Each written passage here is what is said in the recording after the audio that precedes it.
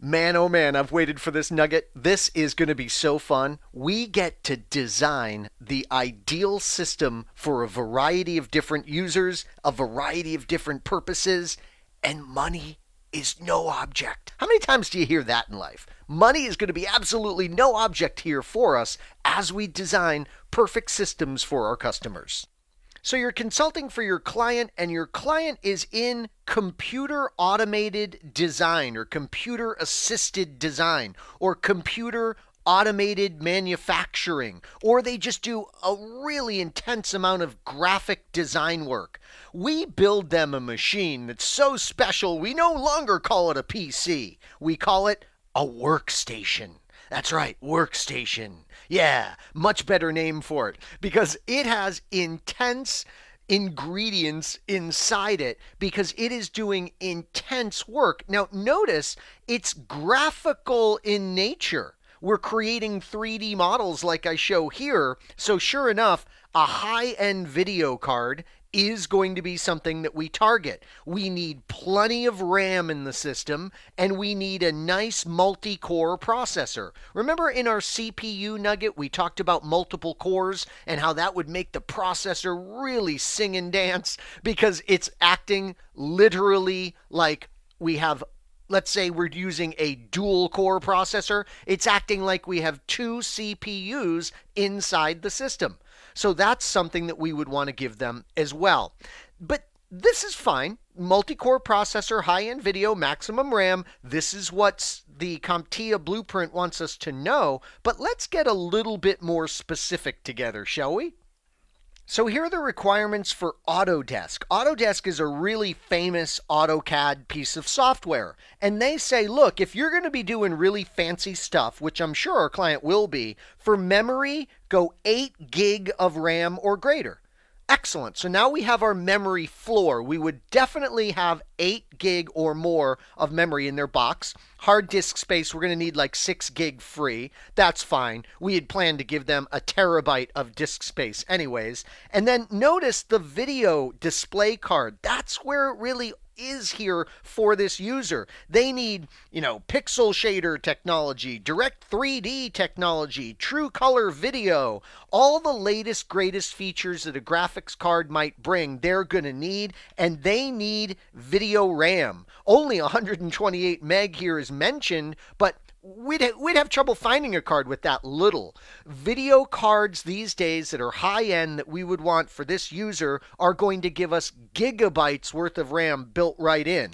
A 64-bit OS is recommended. Excellent, I love it. So we're going to be using a nice 64-bit multi-core processor as we mentioned, and we'll load up a 64-bit operating system, and sure enough, we'll load up the 64-bit version of Autodesk. Now, just to make this really real world for you, we know that one of the big things for this client of ours, the CAD professional, would be that high-end video. And here's an example of a card designed for them. Here's the Quadro 600 from NVIDIA. This card runs about $100 right now. And always be careful when I give prices because they're going to change, meaning they're going to come down. If you watch this nugget in 6 months from now, the price will have come down. But anyways, this card's about $100, and it is designed for those people that are working with CAD. And oh yeah, memory in this particular card, look at this, 1 gig of DDR3 video memory on this card, capable of 25.6 gigabytes per second of communication speed. So yeah, we are going to provide them with plenty of specialized video memory per the specifications. Next up, we're talking PC design for another professional. It's an audio or video editing professional. And yeah, they've got that fancy workstation we're building for them as well. I'm jealous of this person. I always wanted to get into this as a hobby. You're taking great video now with like your iPhone or maybe even a really high-end video camera that's reasonably priced these days, and then you're doing high-end editing of it on your workstation. Guess what? We're going to need everything the CAD person needed, right? We're going to need plenty of memory. We're going to want that dual or quad core processor. We're going to need a really high-end graphics card. But in addition to that, think about specialized audio and video cards that you might have inserted into this workstation so that you can take video directly from the camera into very efficiently your machine and then start editing it. I'll show you an example of that card in a minute, a sample card. What about your hard disk? Oh, absolutely. Think about it. Audio and video, it's big. It's large file sizes that you're working with. This might be a time where you even set up a RAID array inside of your PC or workstation. So hard disks are going to be key here. Remember, solid state drive technology might be something for you here, so you get excellent performance reading and writing to the drive. And dual monitors, boy, they're always kind of nice. So keep that in the back of your mind. The CAD professional that we talked about a moment ago, they might like multiple monitors. The gamer might like multiple monitors. We'll talk about the gamer here soon. This person might want multiple monitors because they might have a bunch of tools that they use in their editing, and they want to put that on a separate monitor from the video screen that they're working with. Remember, when we do multiple monitors, it is the operating system that controls how they behave. There's literally the positioning of the monitors that you do in the software so it works right. Let's say we add 3 monitors for this professional. We literally identify in the operating system like monitor 1, monitor 2, monitor 3, and then we can rearrange how they're oriented. Ideally, what happens is you want the person to be able to like move the mouse to the edge of this screen and then have the mouse pick up right here. And then if they move the mouse to the edge of that screen, the mouse will pick up right here. So they have this sensation like it's all one giant monitor. And that's a function of the operating system. In Windows, it would be in Control Panel, where you arrange the monitors and have them behave the way you want them to behave. So remember, for this audio or video editor, a big thing is going to be that super fast, very large hard drive. We're going to invest a lot of money into the hard drive.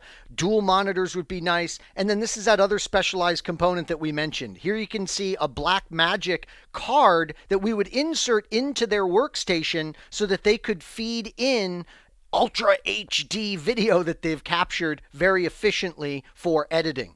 And I know you might be wondering, what would a device like this cost for the workstation? Well, currently this would cost you about $200 US. And wasn't it Monty Python that would say, and now it's time for something completely different? And that's what we have here. We're talking about a virtualization workstation. So we are not talking about a client that's sitting down at this thing and using multiple displays and, this cool graphics card. No, we're talking about typically a Blade server we would buy for this. The Blade server is packed with RAM and it's packed with multiple CPUs, and each of the CPUs is going to have multiple cores. Why all this memory and why all these CPU cores? Well, because we're going to run a whole bunch of different what are called virtual machines on this device. And that might be like, oh, we have a Windows 10 machine running, we have a Linux box running, we have a Windows server running, maybe another Windows 10 machine, another Windows 10 machine. All of these virtual machines are taking this physical hardware and they are pretending that it's their own physical hardware. We virtualize the RAM. We virtualize the CPU cores so these virtual machines can consume them. It's really remarkable technology. By the way, in this example I gave, we have 1, 2, 3 Windows 10 virtualized instances. Why would we have 3? Well, maybe we have one standing by in case this one dies. So you have all kinds of advantages when you virtualize. Now you look at this Blade server and you go, well, wait a minute here. Where's like the keyboard? Where would the mouse be? Where would the monitor be? Well, we take the Blade server and we connect it to the network, and then we access it over the network that we're running, and we use our own keyboard and monitor and mouse to access this Blade server. So it doesn't have its own monitor, for instance, we're accessing it over the network.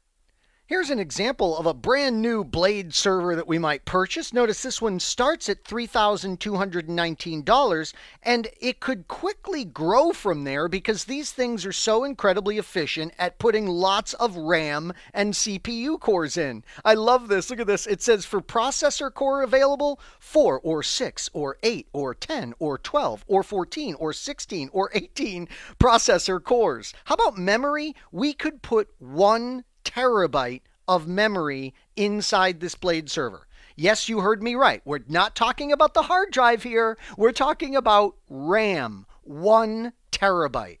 Why so much? Remember, we're going to virtualize it for potentially a ton of virtual machines that would be running on this piece of hardware.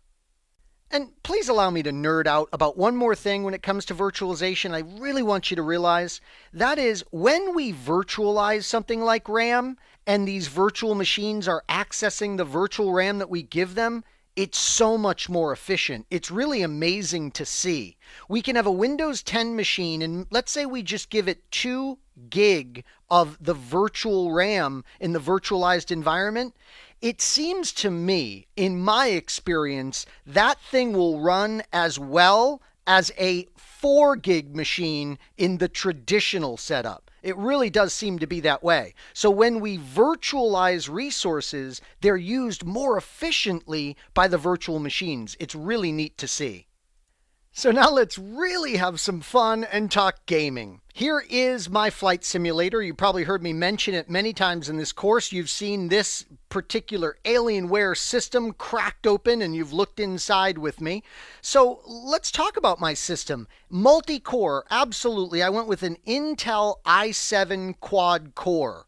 Now, a big thing about gaming is obviously your graphics. So I went out and I got a card that was designed for gaming. There is 3 gig of high performance video RAM on that card. As you know, there's 16 gig installed on this device itself from RAM perspective, and then there's 3 gig of specialized video RAM to help out with the incredible graphics. You're gonna want excellent sound. You can see here I have a 2.1 Bose system. There's the big subwoofer providing the bass. There's the little speakers that are amazingly powerful to give the great sound of the engines of whatever plane I'm flying that day.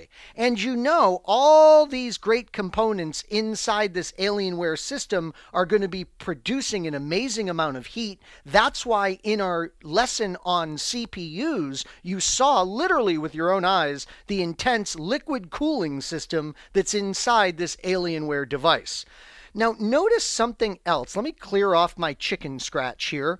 Notice that we also have a lot of peripherals with a gaming system. So notice my flight simulation experience wouldn't be that great if I didn't have this yoke right here, the control wheel or the yoke of an airplane. It has throttle controls and things like that. It has a trim wheel, just like I would have in the airplane. You fly with your feet as well. So here are the rudder pedals. When I'm flying like a Cessna, I would be using those to control things like yaw in the airplane. By the way, tucked away over here, you can see that I have the exact controls that would be found in fighter planes. So when I'm done practicing for my private pilot's license, I like to get those controls connected and go fly some simulated missions in a military-grade airplane. So peripherals was my point. They're a big component when it comes to gaming. Here's some Google glasses that I was experimenting with while flying. So you're going to have all kinds of fun peripherals that enhance the gaming experience. And of course, what you're trying to do is make it as realistic as possible. And that's what's so amazing about flight simulation. You can see on my wall, I have charts. Here you can see an airport facility directory because I am visiting actual airports and flying actual flight patterns at those airports thanks to the realism of gaming today. Think about virtual reality and where that's going to take us with gaming in the future. By the way, at the end of this nugget, I'll give you a little taste of a few minutes of that flight simulator in action. I'll save it for the end just in case you have no interest. But for those who want to see that gaming console of mine do its magic, I'll show you that at the end of this nugget. Okay, next up, it's the home theater PC. So here we have this beautiful living room, and we have this incredible multimedia experience being fed by a PC. What do you think would be in that PC? Well, again, quad core CPU would be great. Plenty of RAM would be great. It's going to have a great video card. But there's certain things that we would definitely want to have, like maybe 7.1 surround sound audio. So we can get a card for the device that'll accept all those audio inputs to give incredibly rich surround sound. We're probably feeding that huge monitor, and that would be something we would want. This very big display like you can see here, we're probably going to feed it with HDMI. So we want to make sure we have the correct ports on our PC. A TV tuner. This is neat, where we can feed TV into the computer and then we can display that TV or modify the broadcast in cool ways out the PC. And then don't forget about other media. With a home theater PC like this, you're probably going to want every type of card slot you can imagine for photographs. Think about it. You'd want to be able to come home with your camera, take the camera card out that has the photographs on it, stick it right into the PC for the home theater, and start viewing them as a slideshow. So think about all the media types that you might have. A lot of times you can buy a USB connected basically card reader. So it would sit right on top of the PC, and it has the appropriate slots for every type of camera card you could imagine. And that's an easy way to add this functionality to an existing home theater PC. Now, you may hear this terminology if your client is an organization, so you're consulting for an enterprise organization. You may hear them talking about we need a standard thick or a standard thin client. What's going on here? Well, a thick client would be a workstation or PC that you outfit that can do other things. So there's the operating system, let's say it's Windows 10. And then there's the desktop app that they need. Let's say it's the MS Office suite. And if it so happens that you need them to do something else, that's no problem. Like maybe you have to add to this standard thick client something like financial accounting QuickBooks software. Well, no problem. That would install right next to MS Office because this is kind of a standard PC that can run whatever applications that you might throw at it for the course of the business. Contrast this to a thin client. I have some depicted here. Just because they're thin, by the way, in shape, that does nothing to do with what we mean by thin. What we mean by thin is there's a bare bones operating system in place, and then there's really good network connectivity because while there may be some basic app for remote access, maybe like Citrix, which is great at remote access, that's all they use. They grab the Citrix and they make a connection up to some server where they get Microsoft Office. Thin clients are getting hugely popular these days because think about it, you can do just about everything you need to do via the cloud. So you just give a really good fast network connection to a very modest box running a web browser, and you can have that person do what they need to do. They could work on documents up in Google Docs. They could save things in their Dropbox. They could email things using an email program. So thin clients are very, very important in a lot of organizations today, thanks to cloud-based network technologies.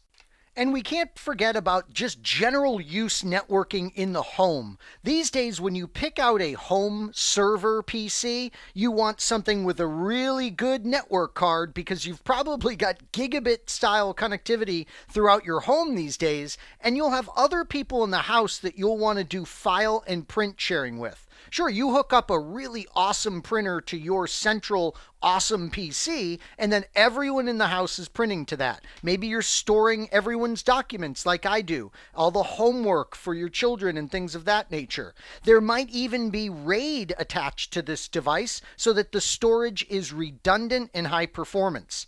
Another area that's popular these days is for you to store, maybe it's on some external device that connects to the server PC. You store all of the music that your family loves, and then you stream that music over the network to various locations that people want to play that music from. So it's really amazing the technology that's occurring in the home now with networked PCs. So, what a fun nugget where we took a look at the very different devices that we might end up building for very different customers based on their requirements. This is clearly a key skill that you need to come out of this course with. Well, as I promised, let me leave you with a few seconds of Flight Simulator in action. I sure hope this nugget was informative for you, and I'd like to thank you for viewing.